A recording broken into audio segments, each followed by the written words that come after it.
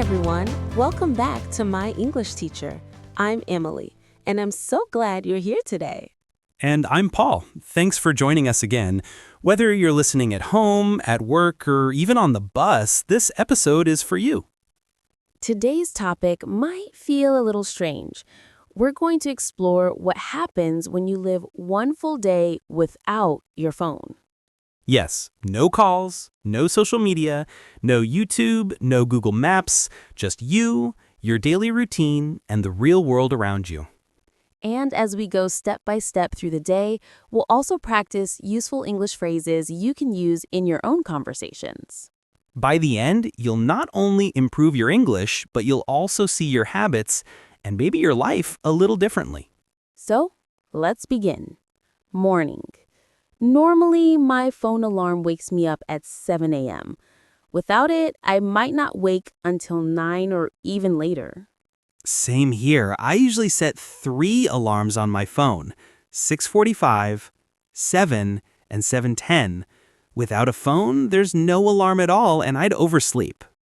And the first thing I usually do after waking up is grab my phone. I check WhatsApp, Instagram, and sometimes scroll TikTok while still in bed.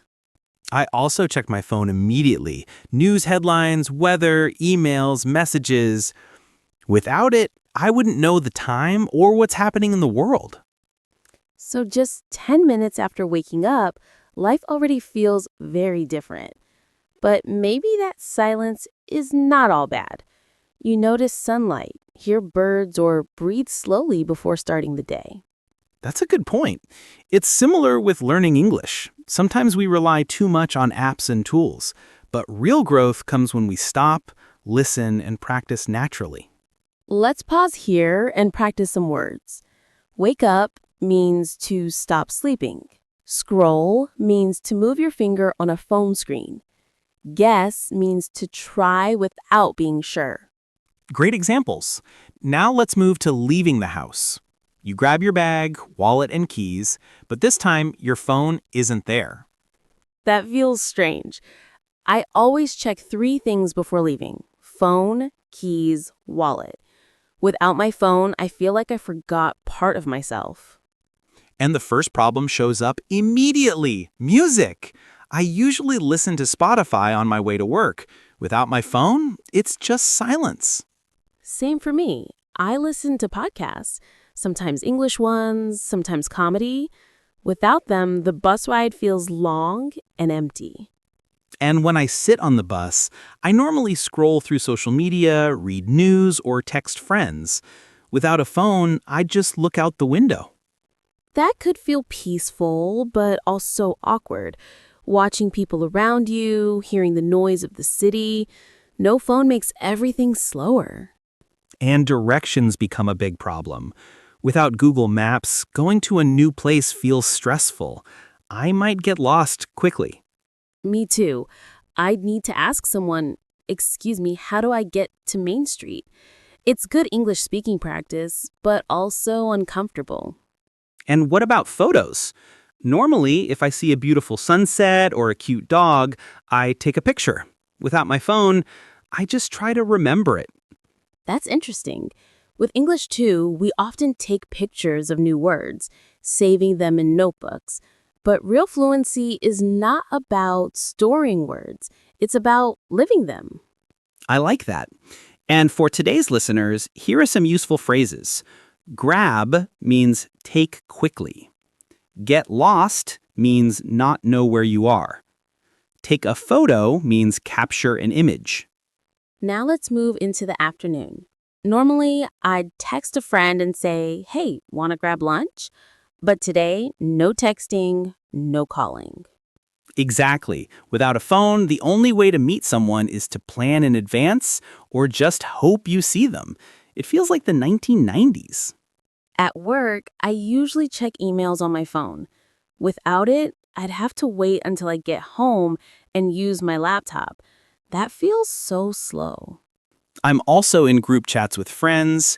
We share memes, weekend plans, and funny stories. Without my phone, I'd miss all of that connection. And with family, too. My mom sends good morning texts. My sister sends photos of her cat. Without my phone, it's just silence. That silence can feel heavy. You start wondering, is everything okay? Did I miss something important? That's what people call FOMO, the fear of missing out. And here's something to think about. FOMO shows us how much we depend on screens for happiness. But maybe real joy is not about constant updates. Exactly. And let's add some quick vocabulary here. Text someone means send a short message. Call someone means talk by phone. Group chat means chatting with many people at once. So, afternoon continues. At this point, without my phone, I already feel a little lost. Normally, I send quick messages during the day. Same. I usually check my emails at lunchtime, but without a phone, I have to wait until I sit at my laptop. It feels old-fashioned. And group chats are gone too. No jokes, no memes, no news about weekend plans. It feels like I'm outside of the circle. Exactly. And with family, it's even harder. Usually I get short texts, "How are you?" or "Don't forget dinner." Without a phone, it's just silence. That silence makes me worry. Did I miss something important? Did someone need me? That's the fear of missing out, FOMO. FOMO is powerful. It shows how much we depend on digital connection, but it also asks a big question. Do we really need constant updates to feel secure? Maybe not. Maybe sometimes silence is a gift. Without distractions, we can notice things around us, like the sound of footsteps or the smell of food at lunch. And here's a language link. In English, you can say feel disconnected when you're not part of the group, or miss out when you lose an opportunity. That's helpful. And now let's try to see something positive. What could be good about living one day without a phone? Well, for me, I'd probably focus more at work. No notifications every 5 minutes, no temptation to check social media during meetings. That's true. I'd also talk more with coworkers at lunch. Instead of staring at my screen, I'd share real conversations. And when walking outside, I'd notice more. The color of the sky, the sound of birds, even people's faces, instead of just looking down at my screen. That sounds healthy. And in the evening, I might choose to pick up a book instead of scrolling TikTok. Reading feels deeper, slower, and more peaceful. Or maybe go for a walk after dinner. Without the phone, you could clear your mind, reflect on the day, or simply enjoy the fresh air. That reminds me, in learning English, sometimes we spend too much time staring at apps or grammar charts. But true practice is like walking. You just do it step by step. Beautifully said. And here are some useful words. Notice means to see or hear something. Talk with someone means have a real conversation. Draw means to make pictures on paper. Now evening begins. Dinner is finished and the sun goes down. Normally, I relax on the sofa and watch Netflix on my phone. Same here. Or I open YouTube. Sometimes I plan to watch for 10 minutes, but suddenly 2 hours pass. But tonight, no Netflix, no YouTube, no late night scrolling. Instead, more reading, more walking, more sleep. A radio house or a radio. It feels old, but also refreshing, maybe even comforting. Technology from the past reminds us that life still works without smartphones. Or maybe I'd use the time to clean my room, organize my closet, do something small but useful instead of endless scrolling. And probably without my phone, I would go to bed earlier. No screen to keep me awake, no bright light hurting my eyes at midnight. That actually sounds like a healthy change. Sleeping at 10:30 instead of 1 a.m., waking up with more energy. Right, so the evening without a phone may feel quiet, maybe boring, but also calm, peaceful in a way we often forget. And for English practice, let's highlight these words. Dinner means the evening meal. Sofa means a soft seat in your living room. Go to bed means to sleep. Great. So let's do a quick summary of today's experience. In the morning, no alarm, no messages, no weather app. In the afternoon, no music, no Google Maps, no group chats. And in the evening, no Netflix, no YouTube, no late night scrolling. Instead, more reading, more walking, more sleep. And that's the lesson. Without a phone, life feels strange at first, but maybe it also gives us back time, focus, and peace. And here are some useful English phrases to remember. Wake up without an alarm, feel disconnected, pay attention to surroundings, and fall asleep earlier. Now here's your challenge. Think about your own life. Could you spend one full day without your phone? What would happen? Try making 3 or 4 sentences in English. For example, I wake up late without an alarm. I can't text my friends. I read a book at night. That's simple and effective. Practice. And if you want, write a short paragraph. Share it with us in the comments. We love hearing your stories. Because this isn't only about English, it's about living fully, with or without a phone. Exactly. And maybe tonight you can put your phone away for just 1 hour. Notice how you feel.